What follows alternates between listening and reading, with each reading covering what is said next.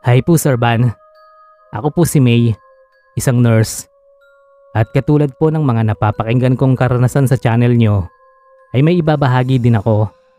Isang nakakakilabot na karanasan na ni sa hinagap ay hindi ko inisip na mararanasan ko. Akala ko noon ay sa mga palabas lang sa telebisyon ko makikita ang mga ganitong uri ng nilalang. Marami ang nagsasabi noon na yung area daw na pinagdudutihan ko ay haunted. Madalas daw ay may nakikitang multo dito ang iilang pasyente at mga kapwa ko nurses.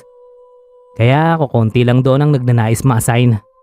At dahil hindi naman ako mapaniwalain sa mga ganyang bagay, ay dead ma lang ako. Alam ko sa sarili ko noon na kakaiba talaga ang ambience sa parting yon. Sobrang tahimik at lakas maka-iri ni Bea Alonzo. Kaya nga kapag nasa nurse station ako, ay palaging nakasalpak yung headset sa tenga ko. Pero hindi pala talaga sa lahat ng oras ay kaya kong baliwalain ang mga nararamdaman ko. Katulad na lang ng minsang mag-rounds ako.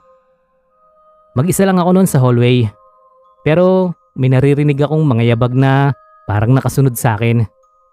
Minsan naman ay bigla na lang pabagsak na sasara yung pintuan ng pinapasukan kong silid.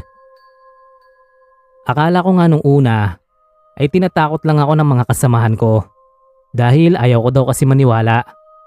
Pero nung minsang nagbanyo ako at palabas na ako, ay may tumawag sa pangalan ko. Garalgal ang boses nito na parang galing sa pag-iyak. Nilingon ko to at hinanap kung saang cubicle nang gagaling yung boses. Pero nabuksan ko na lahat ay wala akong nakitang tao sa loob. Mag-isa lang ako na nando na ikinamanhid ng ulo ko. Aalis na sana ako noon nang marinig ko na namang tinatawag ang pangalan ko. Medyo mabalasik na ang boses ng tumatawag sa akin ng mga oras na yon. Kaya dali-dali na akong umalis. Hindi na ako noon lumingon pa at patakbo kong tinungo ang nurse station.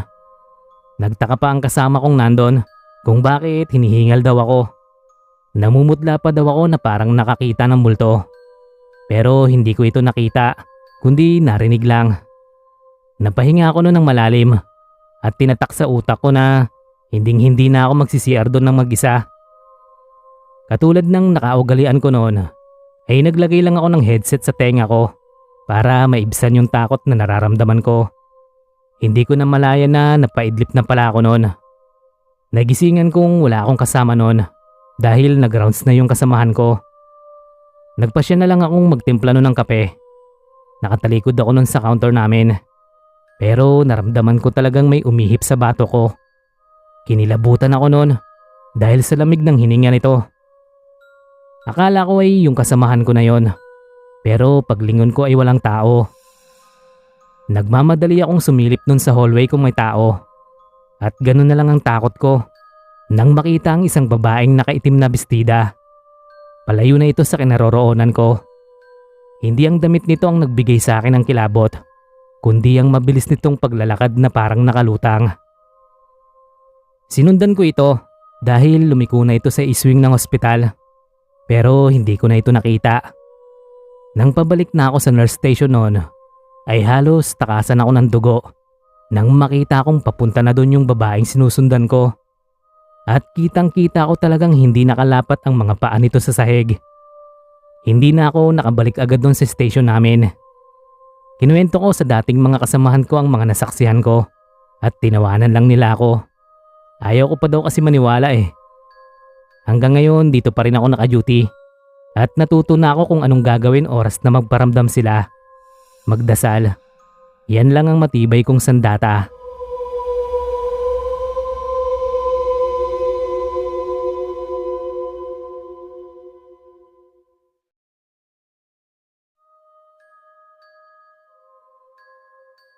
Hello po sa inyo, Boss Van, at sa lahat ng nakikinig ng inyong channel.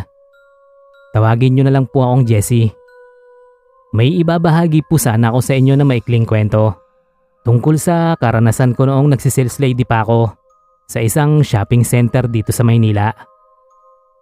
Nangyari po ang karanasang ito sa isang bodega. Baguhan pa lang po ako noon at hindi ko pa gaanong kabisado ang mga items na i-display. Hindi ko din alam pa noon na may bodega palang nakatago sa isang parang kisame ng store. Hindi kasi ito mapapansin kung hindi lalapitan. Mga ikatlong araw ko siguro noon nang utusan akong kumuha ng item sa taas. Kailangan ko pang gumamit ng hagdan para makapasok doon. Akala ko noon ay gagapang ako sa taas. Hindi naman pala. Sakto ang taas ng bubong nito sa height ko.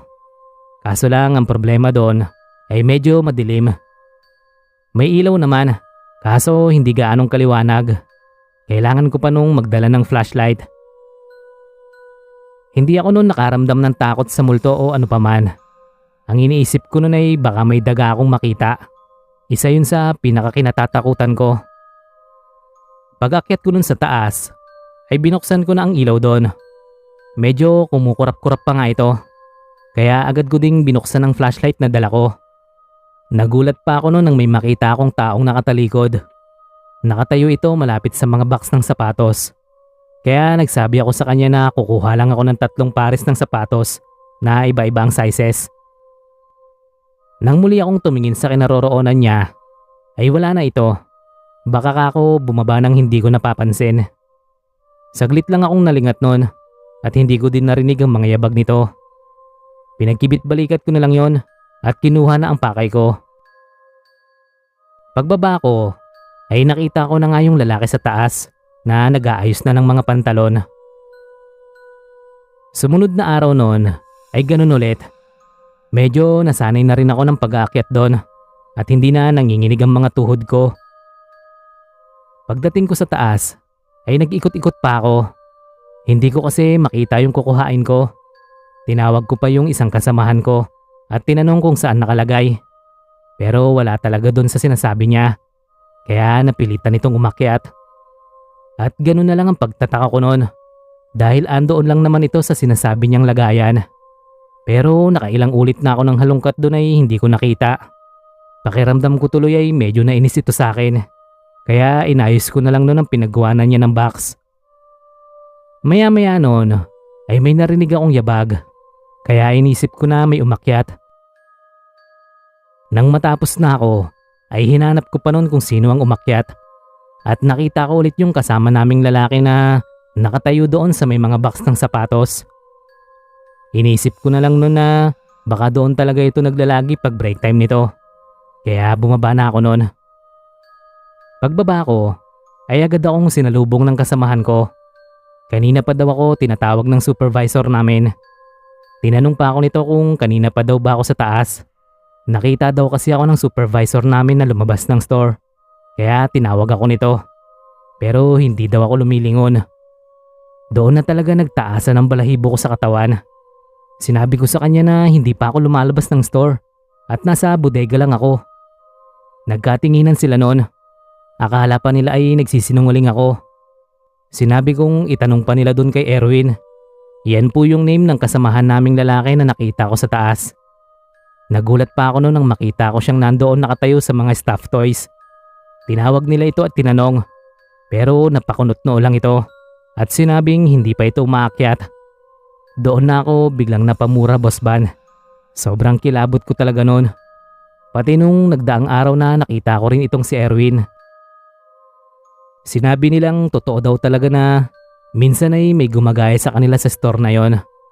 Naniwala na rin sila sa akin na hindi ko inisnab ang supervisor namin. Dahil hindi naman talaga ako ang nakita niya. Tumagal din po ako noon ng ilang buwan at na-assign na ako sa ibang store pagkatapos. Pero ngayon po ay tamang may bahay na lang ako nang makapag-asawa. Hanggang dito na lang po, Boss Van.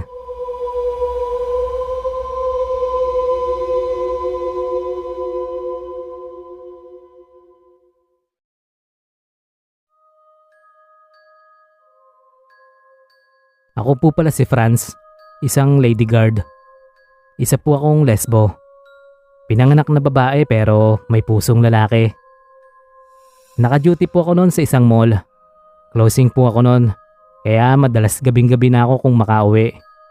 Okay lang naman sa akin dahil may dala naman akong motor. Itong karanasan ko po ay nangyari nang minsang mahuli ng sara ang pwesto namin sa mall. Sarado na lahat noon at kami na lang ang natitira sa loob. Habang nagliligpit sila noon, yung dalawang naiwang sales lady ay andun lang ako sa labas ng pintuan. Bawal kasi ako nung makialam sa trabaho nila. Habang ginagala ko ang tingin ko nun sa malawak na mall, ay may nahagip ako. Parang batang tumatakbo. Medyo madilim na sa bandang yon at nakita ko lang ay ang puti nitong damit at ang mabilis nitong pagkilos. Halatang bata kasi maliit lang ang suot nitong damit. Binuksan ko nun ang flashlight ko at sinundan ko kung saan ito papunta. Tinawag pa ako ng isang sales lady nun dahil matatapos na raw sila. Nagpapatulong lang doon sa bubuhatin. Pero sumaglit ako nun para hanapin yung batang tumakbo. Baka kasi kung saan ito nagsusumiksik at naiwan ng mga magulang. Pero hindi ko na ito nakita. Tinulungan ko muna nun silang magbuhat at sinara na namin ang pwesto. Sinabi ko sa kanila ang nakita ko at tinulungan nila akong maghanap kung saan ko ito huling nakita. Pinuntahan na rin namin noon ang isang guard ng mall. Tumulong na rin ito sa paghahanap. Tinatawag na nga namin ang bata pero wala kaming nakita. Tinanong nila ako kung sigurado ba daw ako sa nakita ko. Sigurado po ako. Imposible naman kasing lumutang lang yung damit na yon. Hindi kami umuwi noon hanggat hindi namin nasisigurong wala na nga ang bata doon. Baka namalikmata lang din ako. Sinabi nung guard na tumulong sa amin na siya na lang daw ang bahala at umuwi na kami. Kinabukasan noon, pagdating ko sa pwesto, ay agad akong nagtanong kung may nakitang bata. Wala daw. Nang uwian na noon, ay dumaan muna ako doon sa nakita kong pinuntahan ng bata. Pero yun kasi yung parte na wala na gaanong pwesto. Daanan lang yun papuntang food court. Hindi na mawala sa isip ko yung nakita ko. Hanggang sa mabalitaan ko na lang noon na may isang batang nahagip ng jeep. Nanggaling daw sila ng nanay nito sa mall at nabitawan niya ang bata nang hilain siya nito. Gusto daw kasi nitong bumalik sa mall. Nagpapabili ng laruan. Doon ko napagtanto na baka nga multo ng batang yun ang nakita ko. Kapag naiisip ko to ay kinikilabutan na ako. Sana lang ay matagpuan na ng batang yun ang katahimikan. Pasensya na po kung medyo bitin. Hanggang dito na lang po, Sir Van. Marami pong salamat.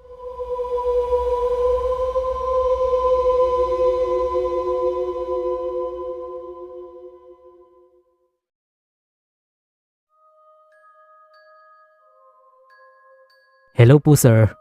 Magandang araw po. Ako po si Manny, isang warehouse man.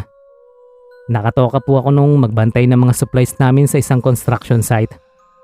Doon na ako natutulog sa warehouse namin dahil madalas itong mawalan ng materyales. Gumawa lang ako ng papag noon at nagdala ng unan at kumot. Sanay naman na akong matulog sa mga ganong klaseng higaan. Hindi lang ako sanay na walang kasama. Mag-isa lang ako noon at nasa kanya-kanyang barracks naman ng mga trabahador. Tinakot pa ako noon ng kaibigan kong gwardya na may nakikita daw siyang malaking tao sa loob ng warehouse. Tinawanan ko lang ito. Pero nang unang gabi ko noon ay hindi ako makatulog. Panay balikwas ko noon. Malamok na nga noon, maalinsangan pa ang pakiramdam ko. Kaya nagyosi muna ako noon saglit bago pinasyang matulog. Nakailang bangon higa pa muna ako noon bago dinapuan ng antok. Habang kasarapan na ng tulog ko noon, ay biglang lumundo yung papag na hinihigaan ko. Naalimpungatan pa ako noon at akala ko ay may pumasok na trabahador. Pero sobrang dilim at wala naman akong naaninag na tao. Kaya natulog ulit ako. Nang maramdaman ko noon na hindi ko na maigalaw ang katawan ko, pakiramdam ko ay may nakadagan sa aking napakalaking tao. Noon lang ako natulog noon ng nakatihaya at diretso pa ang katawan ko. Napamulat ako noon at wala naman akong nakita. Pero hindi ako makakilos. Nanlalamig din ako noon at takot na takot akong huminga. Nararamdaman kong yung nakadagan sa akin ay unti-unti ako nitong niyayapos. Pakiramdam ko pa ay inilapit nito ang bibig sa tenga ko at huminga. Doon ko lang napagtantong nakapikit pa rin pala ako. Pero naririnig ko na ang mahina nitong paghinga. Hindi ko na alam ang gagawin ko noon. Alam ko sa sarili ko na binabangungot ako. Pero hindi ko magawang dumilat o magising. Nang biglang may nalaglag na maliit na bakal. Doon ako napabalikwas ng bangon. Pero ganun na lang ang kilabot ko noon. nang makita ang sarili kong nakahiga pa rin sa papag. Nakikita akong nahihirapan akong kumilos. Yung pakiramdam na alam kong panaginip lang yon. Pero parang napakalalim nito na hindi ako magising-gising. Saka lang pumasok sa isip ko noon na magdasal at itaboy ang anumang gumagambala sa pagtulog ko. Nakailang ulit ako ng pagdadasal hanggang sa magising ako. Maliwanag na daw at ando na ang ibang manggagawa. Agad kong kinuwento sa kanila ang bangungot ko, pero ang pinagtataka ko po ay wala man lang isa sa kanila ang nakikinig. At sa isang iglap ay biglang dumilim at nawala sila. Hindi pa pala tapos nun ang bangungot ko. Dahil sa bangungot ko, binabangungot ako. Parang nananaginip ako sa panaginip ko. Kaya akala ko noon ay nagising na ako, pero hindi pa pala. Saka lang ako noon tuluyang nagising nang makarinig ako ng tilaok ng manok. Buti na lang talaga at hindi ako natuluyan. Sumunod na gabi noon ay nagpasama na ako sa isang trabahador na kakilala ko para dalawa na kaming mangilabot doon sa haunted na warehouse.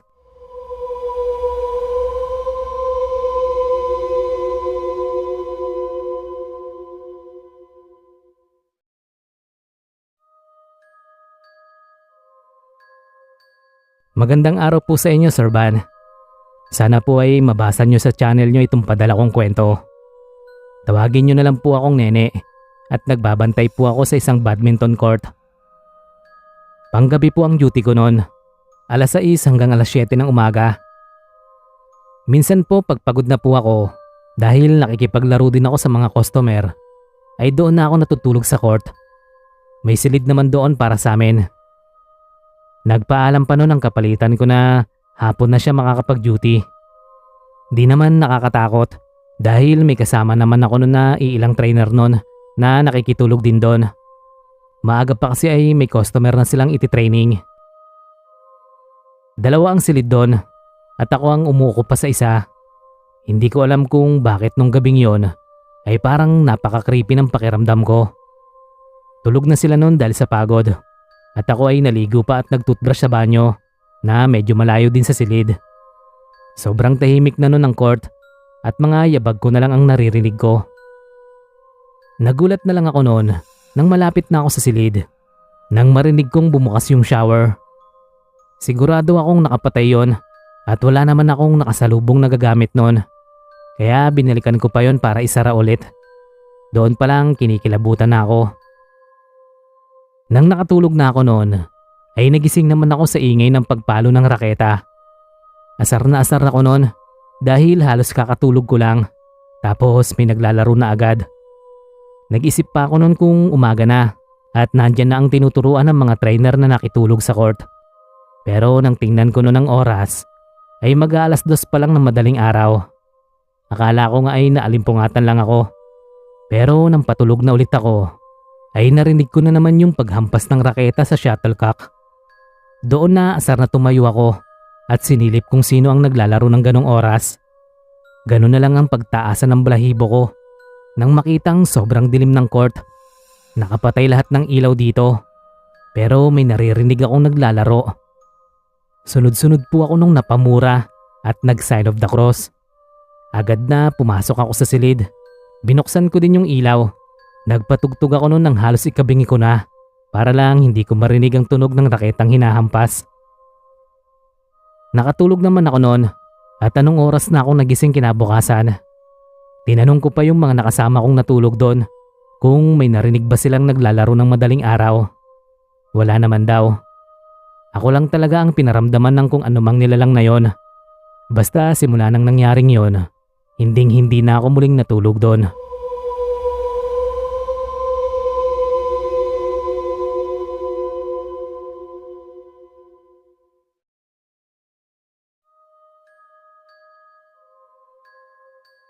Hello Boss Van.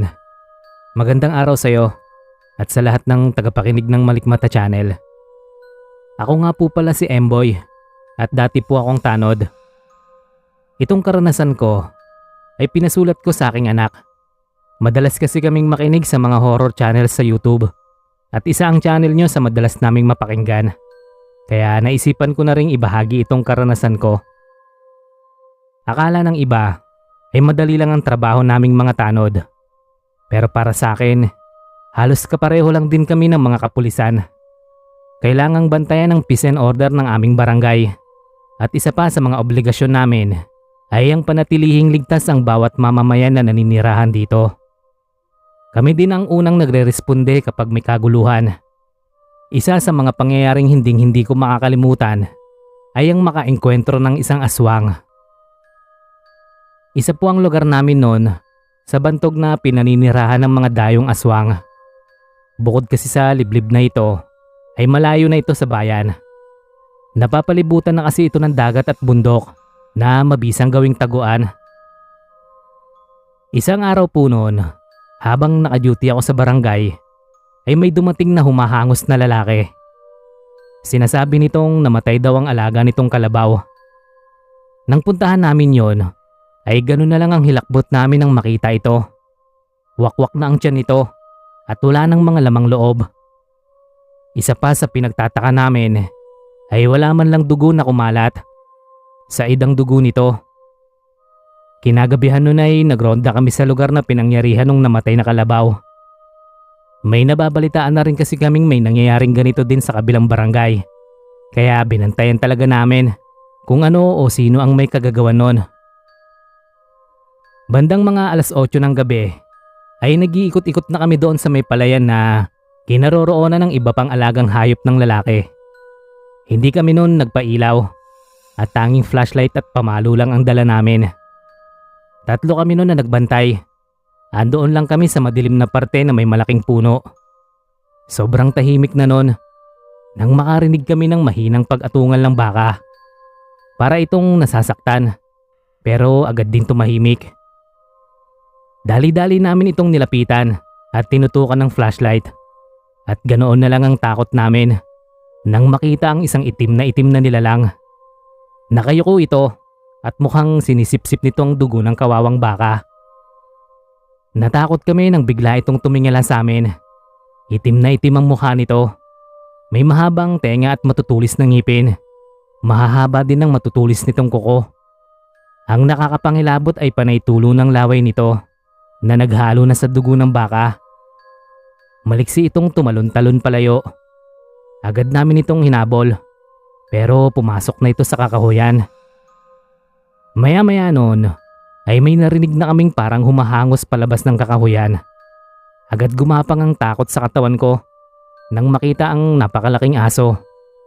Ang akala namin ay hahabulin kami nito pero tumakbo ito palayo. Hindi na namin ito hinabol at bumalik kami sa barangay. Medyo nagkagulo na doon sa pinangyarihan ng pagpatay sa alagang baka. Hindi mawala sa isip ko ang itsura ng aswang na yon. Kinabukasan po noon ay hinanap namin ang tinutuluyan ito. Isang kubo sa paanan ng burol pero wala nang tao dito. May nakita din kami doong mga iilang buto ng hayop at isang banga. Nilalangaw na ang laman nito kaya hindi na namin pinagnasaang tingnan. Nag-abang pa kami noon sa bahay nito hanggang kinagabihan pero hindi na ito muling bumalik. Ayun lang po Sir Van. Pasensya at medyo maikli ang kwento ko. Pero sana po ay ma-narrate pa rin ninyo sa channel nyo. Magiging masaya po ako. Maraming salamat po.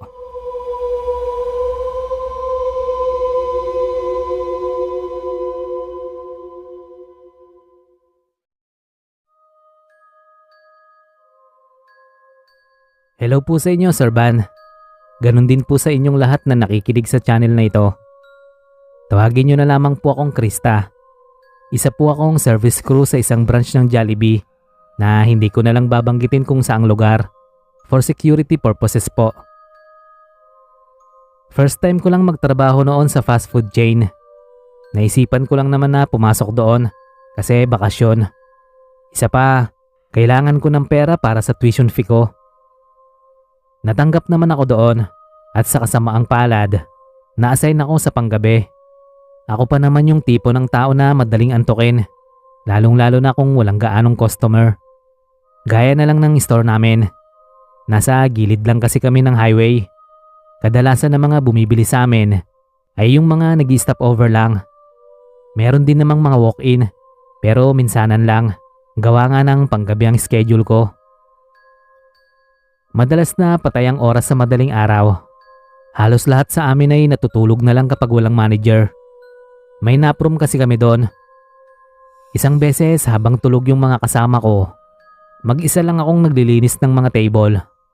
Ang kasama ko lang doon ay yung guard, pero nasa labas.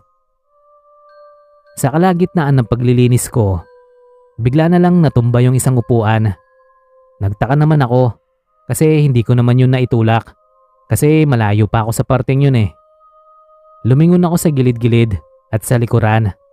Walang customer, walang ibang naroon. Para hindi matakot, kumanta-kanta na lang ako. Makalipas lang ang ilang minutong paglilinis, biglang lumabas yung isa kong kasamahan, si Jella. Lumapit siya sa akin ng nakasimangot. Sinabi niya sa akin na sana hindi ko raw siya ginising. Wala pa naman daw kasing manager. Napaisip naman ako sa sinabi niya kasi mula nang pumasok sila sa nap room, hindi pa ako pumapasok doon kasi nakafocus ako sa paglilinis. Hindi siya naniniwala noong una na hindi ko siya ginising. Kaya tinanong namin sa guard at kinumpirma naman niya na naglilinis lang ako. Sino yung kamukha mo na gumising sa akin? Maging siya ay nalito na lang din sa tanong na yon.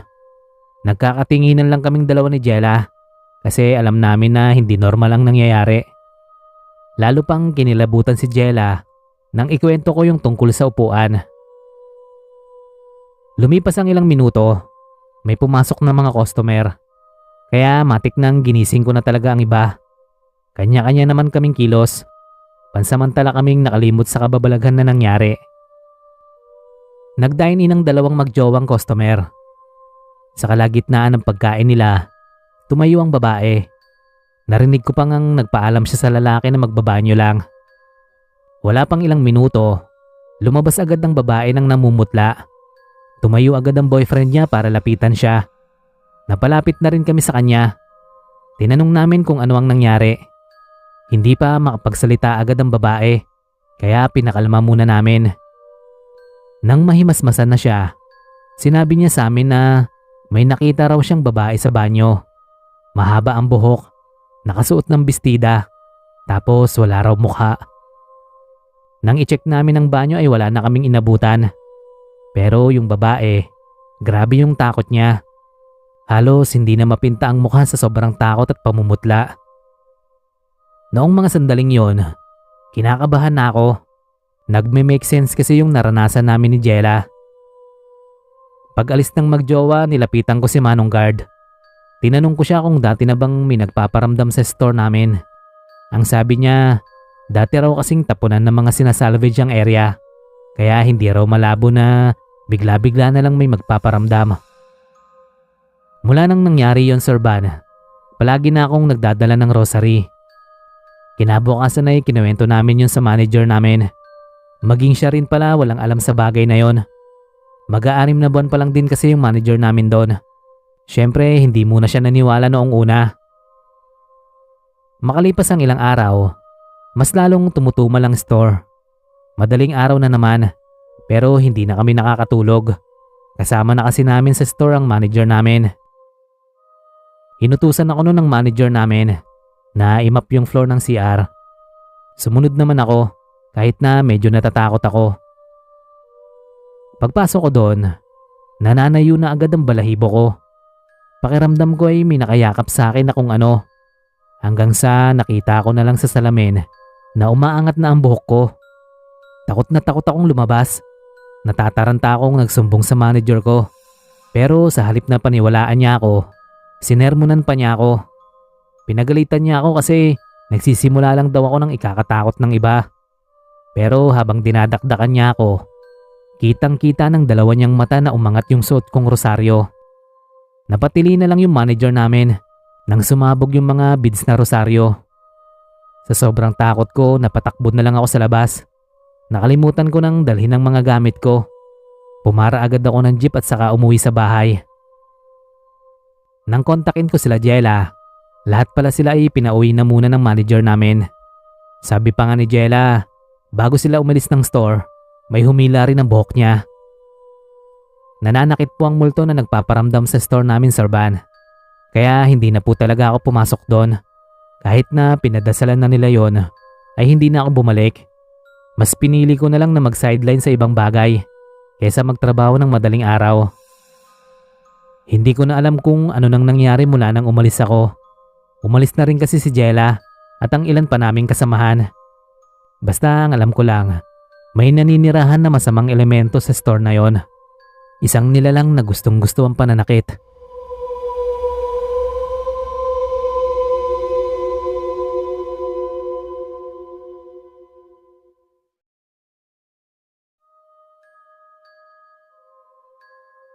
Hello po Sir Van. Itago nyo na lang po ako sa pangalang Miles.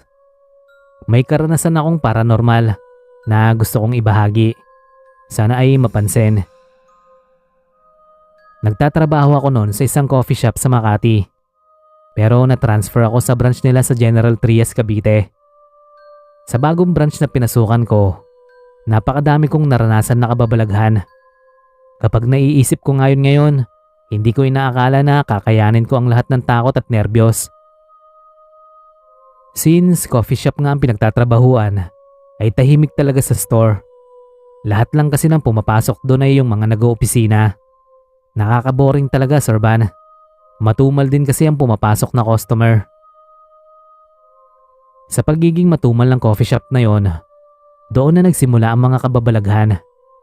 Sa tuwing tahimik kasi, palagi kaming may naririnig na batang umiiyak sa may bookshelves. Meron kasi doon na mini library kung saan pwede kang makahiram ng libro. Noong mga unang gabi ay nagagawa pa naming baliwalain.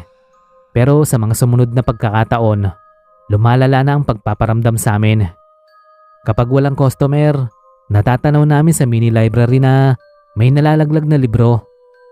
Nagtutulakan pa nga kaming apat kung sinong mag-aayos. Pero dahil bida-bida ako ng mga pagkakataon na yon, ako na lang ang umako. Dadamputin ko na po sana ang libro nang may humawak din sa libro. Kamay yun ng bata. Sa takot ko, nasubsob pa ako sa sahig nang tinangka kong tumakbo. Nang makita nila mismo na may humila sa libro papunta sa ilalim ng bookshelves. Lahat kami napa-sign of the cross na lang. Mabuti na lang walang customer nun kasi lahat kami ay wala na sa focus. Balisa kami sa kakaisip doon sa batang nagpaparamdam. Pagsapit ng 3:00 ng madaling araw, may 3 lalaki na pumasok sa store. Mga formal lang mga suot nila, kaya alam namin na sa opisina yun nagtatrabaho. Nag-serve kami sa kanila ng kape. Ilang sandali lang ay nagsimula na rin sila sa pinag-uusapan nila. Habang nandun kami sa counter, biglang tumayo yung isang lalaki. Sabay tumingin siya sa amin. Tinanong niya kami kung may kasama raw ba kaming bata. Meron daw kasing humawak sa tagiliran niya na malitang kamay. Sinundan siya ng 2 niyang kasama. Humingi sila ng paumanhin. Baka raw kasi nag-hallucinate lang yung lalaki. Ilang gabi na raw kasi silang walang matinong tulog. Pero kami, alam namin na totoo ang sinasabi ng lalaki. Napapadasal na lang talaga kami nung mga sandaling yon na sana tigilan na kami ng batang yon. Dahil sa totoo lang, Sir Van, para kaming mga tanga na nagsisiksikan sa counter. Mga bandang 5:00 na ng madaling araw, umalis na rin ang 3 lalaki. Habang palabas na sila, nakita pa namin na may bakas ng kamay ng bata sa likuran ng lalaki. Dahilan para mas lalo kaming kilabutan. Pagsapit ng 6:00 ay nagsarado na kami. Akala ko nga noon kapag nakauwi na ako, mapapayapa na ang buhay ko. Kaso hindi. Habang nakahiga ako sa kama, paulit-ulit ko pa rin naririnig yung iyak ng bata. Para bang nakatapat siya sa tenga ko. Partida, Sir Van. Umagang-umaga na nun. Lumipat na nga lang ako sa higaan ng nanay ko para lang makatulog. Pagdating ng gabi, Sir Van, kinakabahan na naman ako. Sa halip na ganahan ako magtrabaho kasi malapit na ang sahod. Para bang ayaw ko na lang pumasok. Sa entrance pa lang kasi mararamdaman mo na agad yung bigat. Kami-kami pa rin naman ang nasa store. Bago kami tuluyang mag-open, nagdasal muna kami. Kahit papaano lumakas ang loob namin sa ginawa namin. Pagka-open namin, may ilan agad na pumasok na customer. Kaya nung mga sandaling yun ay medyo abala kami. Samantala, nagpasama naman sa akin yung isang customer sa mini library. May naririnig daw kasi siyang bata na umiiyak. Biniro ko na lang yung customer na baka guni-guni niya lang. Nang makabalik na ng table ang customer na yon, nanlaki ang mga mata ko kasi may bakat din siya ng kamay sa bandang puwetan. Pinuntahan ko sa counter ang mga kasama ko. Nakita ko si Jana na namumutla. Nalaman ko na nagparamdam pala sa kanya ang bata sa stockroom. Base sa kwento ni Jana, nakita niya raw ang bata. Maputi ang mukha, tapos mukha na raw naaagnas. Hindi pa po doon natatapos ang lahat, Sir Van. Nang makaalis na ang mga customer namin, dito na mas lumala ang nangyari. Naririnig na namin na humahampas yung pinto ng banyo. Sama-sama naming sinilip yon. Wala namang tao doon, pero grabe yung paggalaw ng pinto. Naghawak-hawak kamay na lang kami at napadasal ulit. Naudlot lang ang ginagawa namin nang may pumasok ng customer na Amerikano. Nahinto na rin ang pagdadabog ng bata sa banyo. Habang namimili yung Amerikano ng order, napansin namin na tingin siya ng tingin sa likuran ko. Akala ko nga type niya ako. Pero nang lumapit siya sa akin, binulong niya na may bata raw na nakapatong sa water dispenser. Pinagpawisan agad ako ng malamig dahil sa sinabing yun ng customer. Pero nagpatay mali siya na lang ako. Ayoko kasing mahawaan ng takot yung mga kasama ko. Lalo na si Jana na noong mga sandaling yun ay tulala pa rin. Mabilis na lumipas ang mga oras. Himala na dumadami ang customer namin. Pansamantala ring hindi na nagpaparamdam ang bata. Naging abala kami sa mga customer. Dahilan para mabawasan ng kaunti ang takot namin. Pagsapit ng alas 5 ng madaling araw, naghanda na rin kami para magsara. Naglilinis na lang kami nun sa area. Nagtaka na lang ako sa mga tingin sa akin ng mga kasama ko. Yung braso ko kasi, maraming pasa na hugis kamay ng bata. Lumakas ang tibok ng puso ko nung mga sandaling yon. Nang makauwi na ako sa bahay, bigla na lang akong nilagnat. Agad naman kami nagpatawa sa kapitbahay namin. At kinumpirma nga ng kapitbahay namin na may batang pinaglaruan ako. Dahil sa mga nangyari, nag-raise kami ng concern sa branch owner noon. Pinakinggan naman kami, kaya nagpa-bless ulit siya ng store sa pare. Kaya magmula noon, wala na ring nagpaparamdam na bata. Mas dumami rin ang customer namin. Hindi ko alam pero palagay ko may kinalaman din ng batang kaluluwa kung bakit konti lang ang customer namin noon. Hanggang dito na lang po, Sir Van, ang aking kwento. Maraming salamat po sa inyo.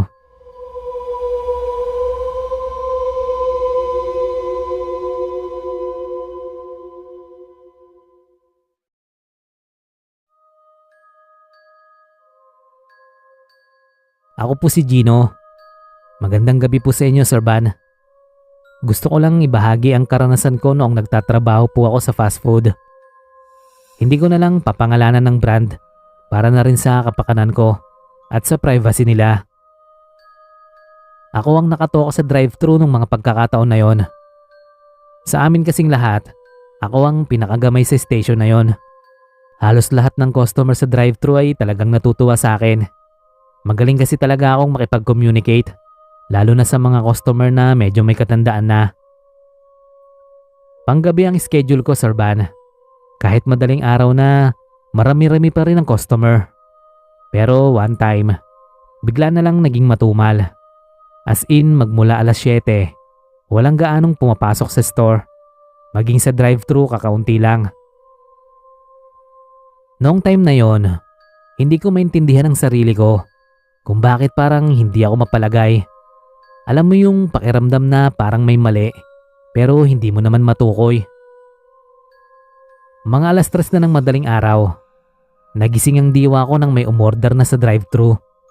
Pero nabigla ako kasi yung sasakyan na gamit ay karo ng patay. First time ko lang na maka-encounter ng ganon kaya medyo nabigla talaga ako. Nang silipin ko yung driver, nakabarong siya. Akala ko naman noong una ay kagagaling lang nila sa paglilibing.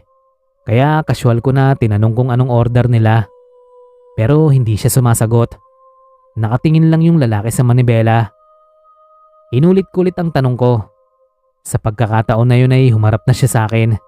Seryoso ang mukha niya. Sa sobrang nakakailang napaiwas na lang ako ng tingin. Hindi ko na namalayan na nagtayuan na pala ang balahibo ko. Umandar yung karo nang hindi man lang nagsasabi ng order.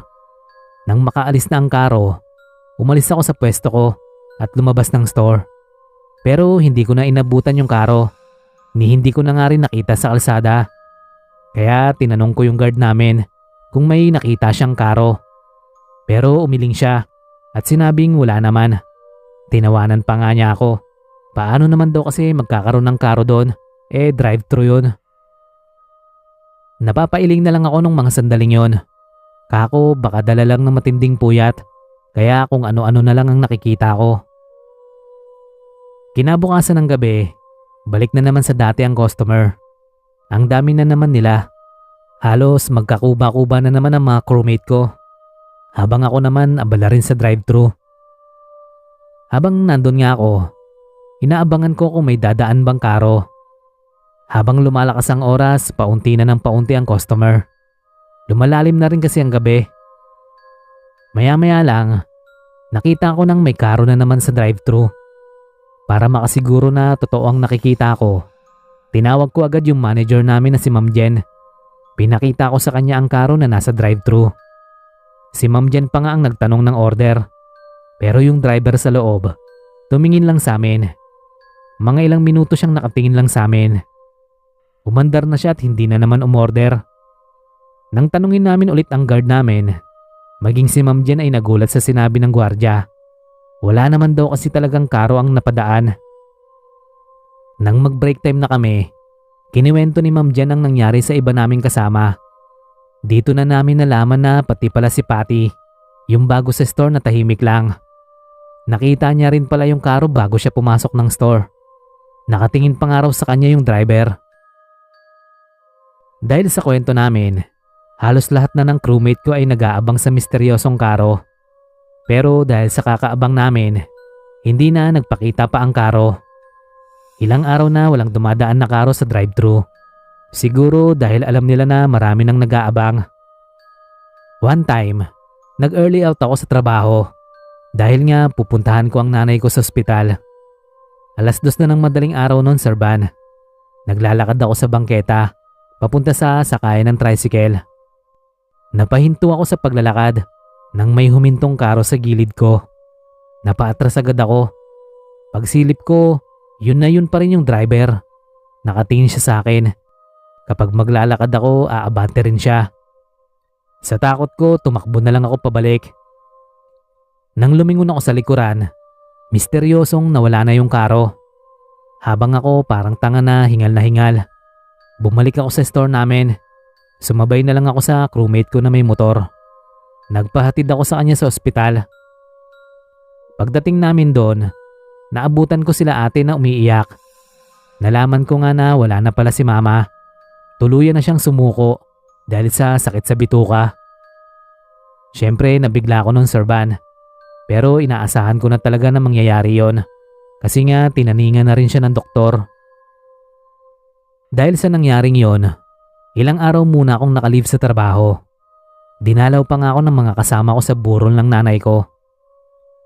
Nang libing na ni mama, nakita ko ulit yung karo sa sementeryo. Nakatingin ulit yung driver na lalaki. Hindi ko na lang pinansin, pero sa loob-loob ko ay kinikilabutan ako. Nang mamatay si mama, ay hindi na napapadaan ng drive-thru ang karo. Noong una ay hindi ko pa magets kung bakit. Hanggang sa si Ma'am Jen na ang nagsabi sa akin ng sign. Yung pagpapakita raw ng karo sa akin ay sign daw na may mawawala sa pamilya ko. Totoo yon, Sir Van. Kasi after lang ng ilang araw, si Ma'am Jen naman ang namatayan. Yung lola niya ay inatake sa puso. Habang si Patty naman, namatay rin ang ate niya na matagal nang lumalaban sa kanser. Tanggap ko naman ang nangyari sa akin. Ganon din naman si Ma'am Jen at Patty sa pagkawala ng mahal nila sa buhay. Pero sadyang nakakakilabot lang talaga na totoo pala talaga ang mga pangitain